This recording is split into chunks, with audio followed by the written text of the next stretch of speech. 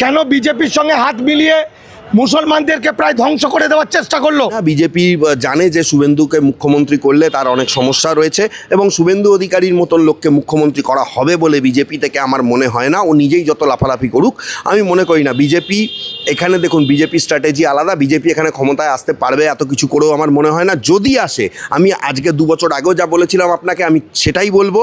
যোগী আদিত্যনাথের মতন কোনো ব্যক্তিকে বেছে নেওয়া হবে আরএসএসের ফুল ব্যাকগ্রাউন্ড থেকে, যার নাম আমরা এখনও কেউ জানি না, এবং হয়তো দেখা যাবে যে তিনি কোথাও থেকে লড়লেন না, তাকে মুখ্যমন্ত্রী করা হলো, পরবর্তীকালে 6 মাস পর তাকে অন্য কোথাও থেকে লড়ানো হলো, এবং এই স্ট্র্যাটেজিতেই বিজেপি যাবে বলে আমার।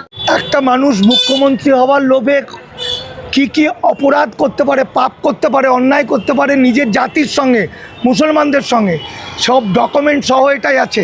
এই যে এখন যেগুলো দেখছেন না, এই যে দেখছেন এখন পাপেরও ভয়ঙ্কর। এই যে দেখছেন নট ইন্ডিয়ান সিটিজেন বা যাদেরকে আইনের করে দিল বিচারাধীন, এখানেও আছে। দেখুন নওশাদ সিদ্দিকী কিভাবে বিজেপিকে বাঁচানোর জন্য, এই দেখুন ডকুমেন্ট দিয়ে দেওয়া আছে।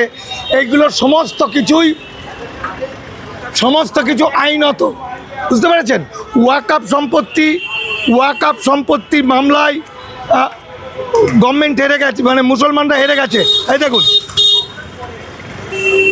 নওশাদ মিথ্যা করে বললো জিতে গেছে। এই তো 4 লক্ষ ওয়াকআপ সম্পত্তি চলে যাচ্ছে, নওশাদ বললো জিতে গেছে। এছাড়া আরও যে কথাগুলো বলতে মুখ দিয়ে বেরোয় না, যে কথাগুলো বলা যায় না, মানে একটা সাধারণ মানুষ হলে হতে পারতো। যখন কোনো মানুষ বিখ্যাত হয়ে যায় না, তখন তার ব্যক্তিগত জীবনটাও জনগণের জানার হয়ে যায়, তাই তো? তো সেইখানে এই কোর্টের বিচার, কোর্ট বলছে ও একটা জালিয়াত এবং একটি মেয়ের সঙ্গে দীর্ঘদিন সহবাস করে চিট করেছে। বিচারাধীন বিষয়, এই তো বিচারাধীন, তো কোর্টের বিচার। এই তো কোর্ট এতদিন তো আমরা বলিনি, এই তো কোর্ট বলে দিয়েছে, কলকাতা হাইকোর্ট। এই বইটার মধ্যে এমন অনেক কিছু আছে যেটা, আর এই যে ওয়াকআপ নিয়ে জনগণকে মিথ্যা কথা কেন বললো, কেন বিজেপির সঙ্গে হাত মিলিয়ে মুসলমানদেরকে প্রায় ধ্বংস করে দেওয়ার চেষ্টা করলো, কেন ওয়াকআপের 80% সম্পত্তি ধ্বংসের দিকে, মসজিদ মাজার ধ্বংসের দিকে চুপ করে থেকে মানুষকে ঘুম পাড়িয়ে দিল, তার জন্য ও কি লাভ পেয়েছে? দেখুন 78 পাতা দেখুন ওর লাভ। কিভাবে নওশাদ সিদ্দিকীর দল তো রাজ্যে ক্ষমতায় নেই, তাহলে ও কিভাবে ক্ষতি করবে?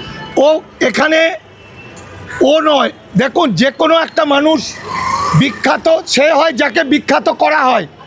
এই মুহূর্তে ভারতবর্ষের সবচেয়ে নামকরা লোকের মধ্যে নওশাদ সিদ্দিকী, তাহলে তাকে নামকরানো হয়েছে।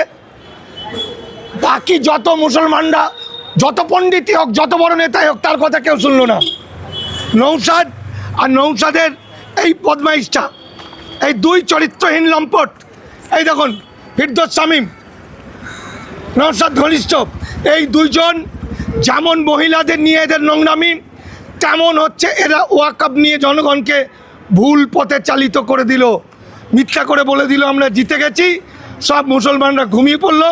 এদিকে ওয়াকআপ সম্পত্তি সমস্তটাই প্রায় চলে গেল, 80% চলে গেল। আমি বলছি যে যদি ক্ষমতা থাকে আমার বিরুদ্ধে একটা মামলা করুক।